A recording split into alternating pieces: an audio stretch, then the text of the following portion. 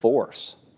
In the community tonight, a time where smaller tap rooms are closing down around the country. A pair of brothers are starting a new brewery right here in town. Caroline Hogan takes us to that new brewery, and here's what the brothers have faced as far as the roadblocks and what keeps them going.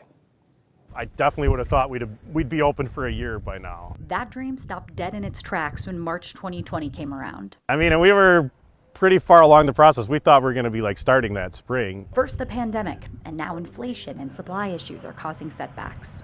Everything costs so much more than it did 2-3 years ago. But groundbreaking is finally happening in the next few weeks.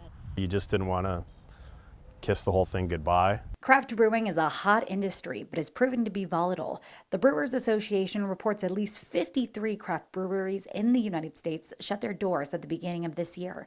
That's up from 42 closures in 2021, and more are expected.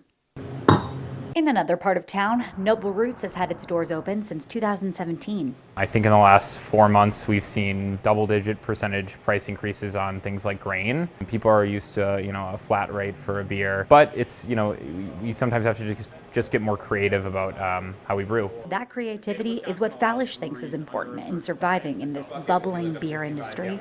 But I don't want to pass price increases on to consumers. We're going to try and hold steady as long as we can. So for Walters, who's just now starting out, It does worry me. We have to make this spot here thrive. it's been a long-awaited work in progress. I think the resiliency of small businesses and I think breweries in particular, gave us some confidence to keep going. In De Pere, Caroline Hogan, NBC 26.